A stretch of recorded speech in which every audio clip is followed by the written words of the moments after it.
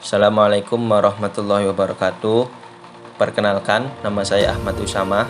Di sini saya akan mengenalkan sedikit materi mengenai mitigasi bencana pesisir dan juga laut.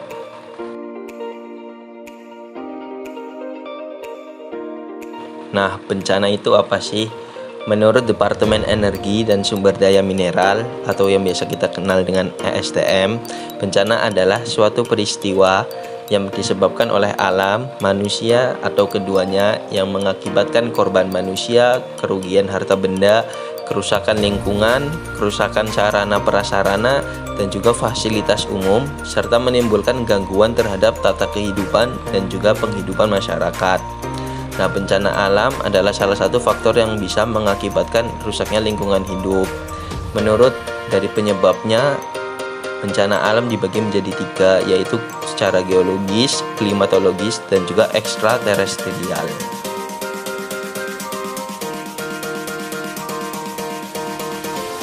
Terus yang dimaksud dengan mitigasi bencana itu apa? Nah, mitigasi bencana itu merupakan serangkaian upaya untuk mengurangi risiko bencana, baik melalui pembangunan fisik maupun juga penyadaran dan peningkatan kemampuan menghadapi ancaman bencana.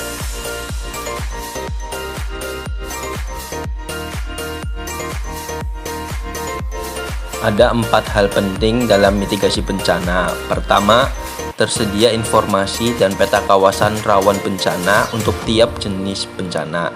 Yang kedua, ada sosialisasi untuk meningkatkan pemahaman dan juga kesadaran masyarakat dalam menghadapi bencana karena bermukim di daerah rawan bencana. Ketiga, untuk mengetahui apa yang perlu dilakukan dan juga dihindari, serta mengetahui cara penyelamatan diri jika bencana timbul. Dan yang keempat, pengaturan dan penataan kawasan rawan bencana untuk mengurangi ancaman bencana. Kegiatan mitigasi sendiri lebih difokuskan pada bahaya itu sendiri atau unsur-unsur yang terkena ancaman tersebut. Contohnya seperti pembangunan rumah tahan gempa, pembuatan irigasi air pada daerah yang kekeringan. Mitigasi bencana yang efektif juga harus memiliki 3 unsur utama, yaitu penilaian bahaya, peringatan, dan juga persiapan. Penilaian bahaya sendiri diperlukan untuk mengidentifikasi populasi dan juga aset yang terancam, serta tingkat ancaman. Peringatan diperlukan untuk memberi peringatan kepada masyarakat tentang bencana yang akan mengancam, seperti bahaya tsunami yang diakibatkan oleh gempa bumi, aliran lahar akibat letusan gunung berapi, dan sebagainya. Sedangkan persiapan dibutuhkan pengetahuan tentang sistem peringatan untuk mengetahui kapan kita harus melakukan evakuasi dan juga kapan saatnya kembali ketika situasi telah aman.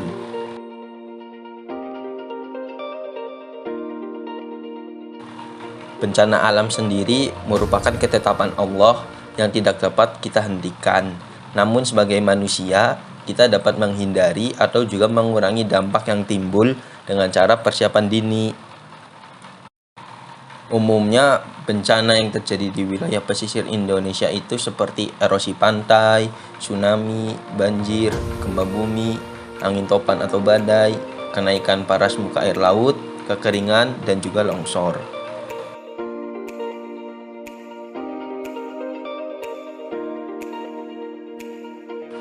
Pada langkah-langkah mitigasi sendiri terbagi menjadi 2. Yang pertama ada mitigasi struktural dan yang kedua adalah mitigasi non-struktural.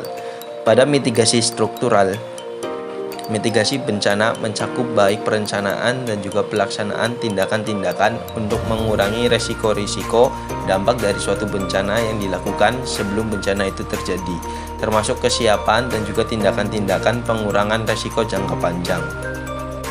Upaya mitigasi dapat dilakukan dalam bentuk mitigasi struktur dengan memperkuat bangunan dan infrastruktur yang berpotensi terkena bencana.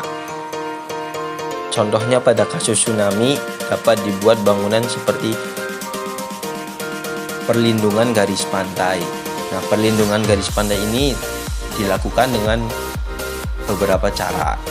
Contohnya seperti membangun tembok-tembok penahan dan pemecah air laut, kemudian melestarikan hutan mangrove, menanamnya di pesisir dengan baik dan tidak menebang sembarangan atau tidak mengubah lahan mangrove menjadi tambak. Selain itu, bentuk mitigasi struktural yang lain adalah seperti pembuatan fasilitas evakuasi, relokasi, waduk, kanal, tanggul, dan juga sumur resapan. Berikutnya ada mitigasi non-struktural, di mana mitigasi non-struktural ini berbentuk penyesuaian dan juga pengaturan kegiatan manusia.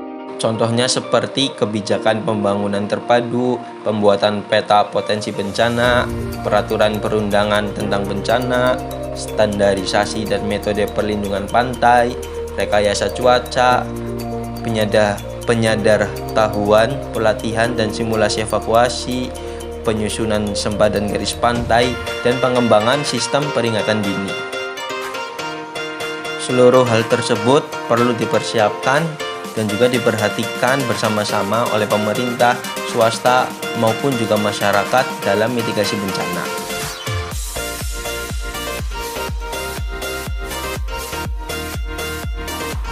Mungkin sekian yang bisa saya jelaskan, kurang lebihnya mohon maaf.